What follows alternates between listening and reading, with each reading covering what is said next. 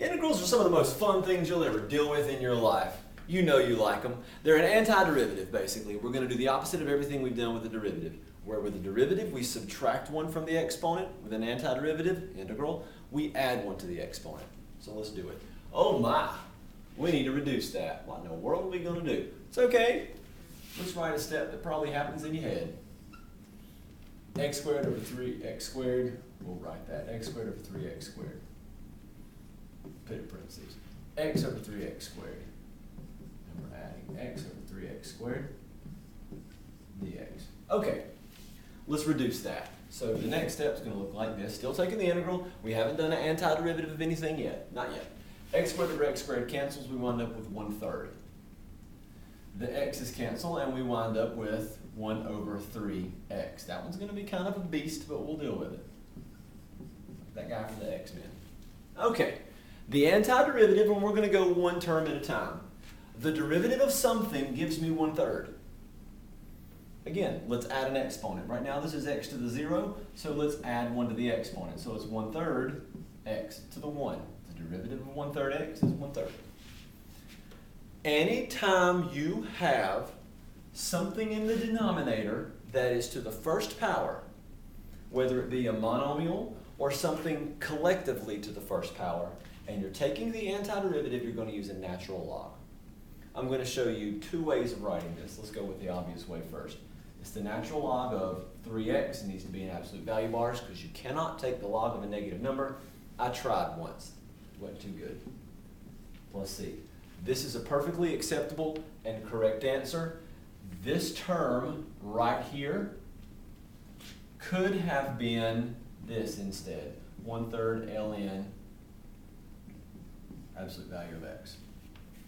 It could have been that. And I'll tell you the reason why. That's really 1/3 times 1 over x, and that 1/3 that's staring you in the face right there can go in front. It's perfectly okay. So either one of these answers, this or the same thing with that term substituted for that one, will work. Okay, for the next problem, it's not going to involve any natural logs, but that's okay. We'll deal with it. I'll just go ahead and write it right below this one. We're going to have to FOIL it first. So it's the integral of x minus 4 times 2x plus 3 dx. And before we start, like I said, we're going to have to FOIL it. So let's FOIL. 2x squared. Haven't done an antiderivative yet. Don't get carried away. Not until you've simplified. 3 minus 8 and minus 12. Ooh, I wrote that. That's a big 5. That's how I used to write my 5s in kindergarten. Back when I wrote with my elbows and my feet. Okay, we're going to take an antiderivative of that, adding 1 to every exponent. Let's do it. So, antiderivative of 2x squared becomes, well, let's forget that 2 in the front for now. X cubed. I know this and you know this, but I'm going to say it anyway. What goes here? Well, something times 3 better give me 2. It's going to be a fraction. And it's going to be 2/3, and I'll tell you how. 2 divided by 3. Old coefficient divided by your new exponent. Okay, minus somebody's x squared. Something times 2 gives me 5. It's a fraction. Old coefficient divided by new exponent, 5/2. Minus 12x plus whatever might have been there in the first place that we didn't know about, we'll call it c.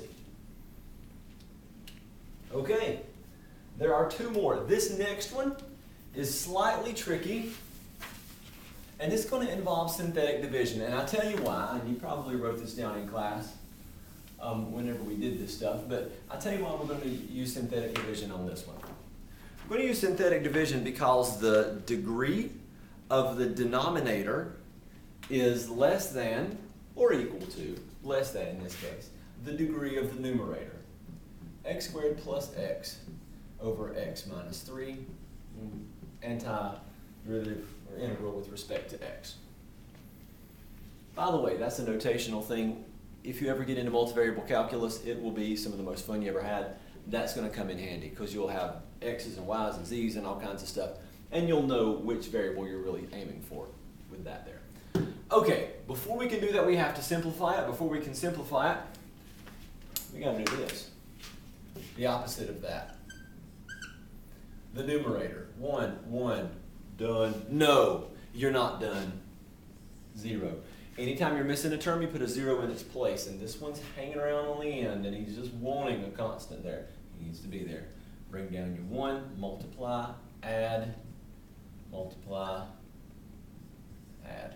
There we go. You double check that before I move on. Yep, we're good.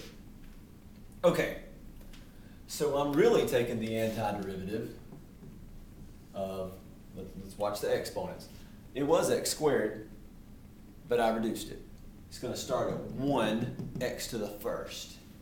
So x plus 4, and then this guy, which is the remainder, so 12 over whatever I was dividing by in the first place with respect to x. Let's keep going. Antiderivative of x. Add 1 to the exponent. Antiderivative of 4. Antiderivative of that involves a natural log. That denominator collectively is to the first power. So I know it's a natural log of x minus 3. And there was a 12 on the top. It was positive, and we have a c floating around right there. Okay. One more in this section.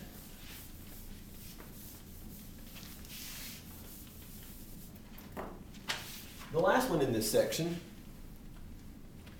is not going to require synthetic division because the degree of the denominator is greater than the degree of the numerator. Okay, we have 2x cubed plus x, and then on the bottom we have x to the 4th plus x squared minus 1, and we're doing that with respect to x. Okay, the degree of the denominator is greater than the degree of the numerator, all right? And so because of that, we have to stop and think about it. When you get into more advanced calculus, not if, when you get into more advanced calculus, they won't always work out this pretty. But for now, we'll go with it. We check to see if the numerator is really just a rewrite of the denominator. It's the derivative of the denominator, is what I meant to say. The derivative of this is 4x to the third plus 2x.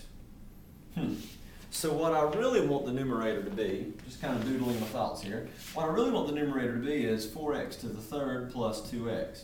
Well, shoot, I got that. I got that with a thick southern accent. I got that. All I need to do is double it. Well, good grief. If I'm going to double it here, then that's illegal unless I offset it somewhere out front. 1/2 and 2. They offset each other. Let's erase my red doodling. Here we go. When we take this antiderivative, we have 1/2 natural log of that stuff. We can't let it ever be negative, so we're going to put it in absolute value bars. X to the 4th plus x squared minus 1. Let me answer a question that's already been answered in class in a very convoluted way. Where does your numerator go? It vanishes. Here's the very quick version of that. If I took the derivative of this, it would involve the chain rule. The chain rule would cause the derivative of that to appear. So doing the antiderivative makes it disappear. That's the short answer. There we go. Let's make this a little clearer. Add a plus c at the end. And there we go.